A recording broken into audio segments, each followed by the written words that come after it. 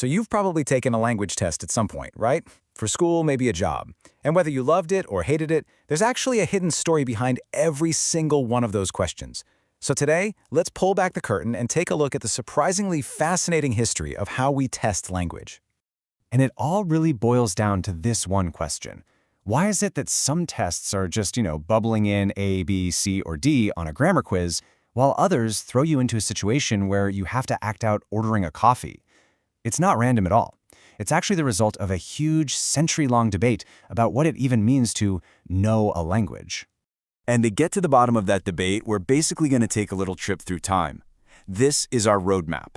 We'll kick things off in what's called the pre-scientific era, then jump to the super-scientific psychometric structuralist period, see how the integrative era pushed back, and finally land right where we are today in the communicative age. Okay, so first stop, the 19th and early 20th centuries. Welcome to what I like to call the age of the rulebook. Its official name is the pre-scientific or grammar translation era. Now, you really have to understand the thinking back then. Language wasn't seen as a tool for communication. It was this complex system of rules, a way to access highbrow literature. And learning it, that was all about showing off your intellectual mastery. It wasn't about chatting with people. It was about proving you had a brilliant, disciplined mind. So, what did a test look like? Well, forget about listening or speaking sections. It was all about the written word. You'd be translating difficult classic texts, writing super formal essays, and literally breaking down sentences piece by piece to explain the grammar. These tests were, very subjective and really only for a small academic elite. But, the world was changing, and this old-school subjective elitist way of doing things just wasn't cutting it anymore. Society needed a new way to test people on a massive scale. This sparked a huge shift in thinking, moving away from testing as an art and towards testing as a science. And that brings us to our next major chapter, the psychometric structuralist era. This was all about a quest for pure scientific objectivity. The whole philosophy did a complete 180. Now, language was seen as a collection of tiny, separate parts, like individual vocabulary words and grammar points. And learning was all about forming the right habits. The thinking was, if you could just master all these little individual pieces, well then, you've mastered the language. It was a very mechanical view. And from that philosophy, we get the kinds of tests you've definitely seen before. Yep, hello multiple choice. We get standardized tests that can be scored by a machine, no human judgment needed. The goal was to make testing reliable, fair, and scalable for lots and lots of people. Okay, so this all seems pretty neat and tidy, right? Scientific, objective, efficient. But it led people to ask a really big, important question. Is language really just a collection of parts? I mean, can you truly know if someone can use a language just by testing a bunch of isolated grammar points? Or is there something more to it? That very question kicked off a kind of counter-movement. Welcome to the integrative testing era. The whole idea here was that language ability is way more than just the sum of its parts. The big idea, pushed by thinkers like John B. Carroll, was that language competence is a unified system. You can't just test vocabulary over here and grammar over there. You have to see how a learner puts it all together, how they integrate their skills to make sense of the big picture. And so you start to see these clever new types of tests pop up. Things like the close test, where you have to fill in missing words in a paragraph.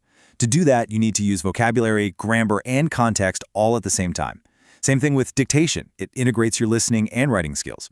The whole focus shifted to tasks that looked at more holistic understanding. But there was still one major piece of the puzzle missing. Okay, so you can integrate your skills on a test, but can you actually do anything with the language out in the real world? And that question brings us right up to the modern day, the communicative or performance era. So here's the game changer. Thanks to researchers like Lyle F. Bachman, the whole point of language testing shifted to something called communicative ability. The ultimate measure of success wasn't just knowing the rules or even integrating them. It was whether you could successfully get something done using the language in a real situation. And this is why we get tests that look and feel like actual life. You're not just answering questions anymore. You're performing tasks. You might be role-playing a conversation at a restaurant, taking part in a business meeting simulation, or writing an email to a colleague. And you're not graded just right or wrong. You're evaluated using detailed rubrics that look at how effective your communication was. So the big buzzwords for this modern era are authenticity, meaningful use, and context. Is the test task something you'd actually do in real life? Are you using language for a real reason? And does the test take into account the specific situation you're in? Those are the questions that matter now. All right, let's bring this all home. We've been on quite a journey, and now we can finally go back and answer that big question from the beginning. Why does your language test look the way it does? It really comes down to this clear four-step evolution. First, we treated language like a rule book. Then, we took it into the lab to measure it scientifically, piece by tiny piece. After that, we zoomed out to see the big picture and how all those skills work together. And today, we try to create a little slice of the real world to see if you can actually communicate effectively. And here's the real kicker, the most important takeaway. The next big language exam you take probably isn't just one of these things. It's most likely a blend of all of them. It might have a multiple-choice grammar section that's a relic of the psychometric era. It could have an essay question, which is a nod to the old-school pre-scientific days. And it almost definitely has a speaking or role-playing part, and that's the modern communicative era in action.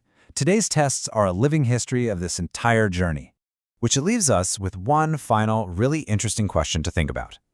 As our understanding of language gets deeper and our technology gets way more powerful, what comes next?